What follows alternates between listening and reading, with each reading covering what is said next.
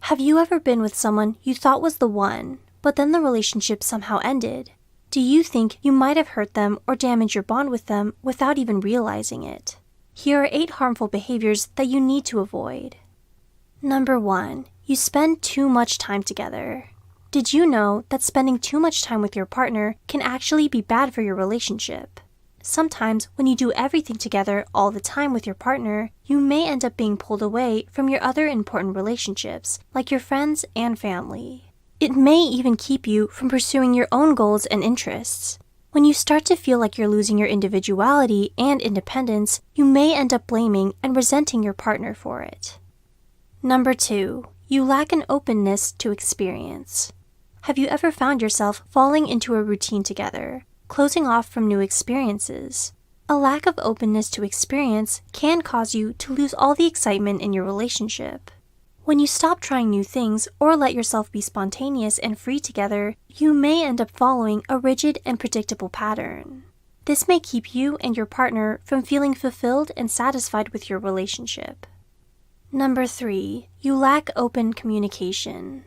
Are you afraid to tell your partner something in fear that they'll get angry at you? Or do you roll your eyes and treat their honesty with sarcasm and dismissiveness? These are kinds of behaviors that can drive a wedge between couples and foster secrecy, dishonesty, and distrust. When you lack the ability to openly communicate with your partner and speak freely with them, your relationship may take a turn for the worse. After all, communication is key in a healthy and enduring relationship. Number 4. You lie to keep the peace. Have there been moments where you feel tempted to lie to keep a fight from breaking out? Instead of hiding or lying, you should be able to communicate honestly with them. A strong and loving relationship can't be built on the foundation of lies, no matter how small or well-intentioned the lie is. Without honesty, there can be no emotional intimacy, and without that, you're likely to drift apart from each other. Number 5. You run away from fights. Did you know that it's actually quite healthy for couples to fight from time to time?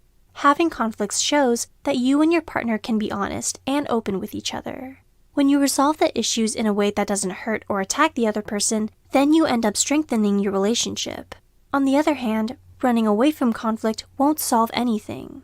You may end up bottling up your negative emotions and resenting each other and your relationship. Number 6. You act passive-aggressive. Do you sometimes avoid your partner, tell them backhanded compliments, or give them the cold shoulder? These are examples of passive-aggressiveness, and it's a maladaptive way of dealing with your problems in a relationship.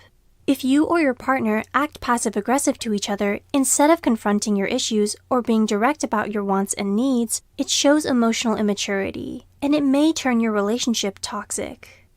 Number 7. You nag and criticize. Do you nag or criticize your partner a lot? This is a way of asserting your dominance and being unsupportive of them.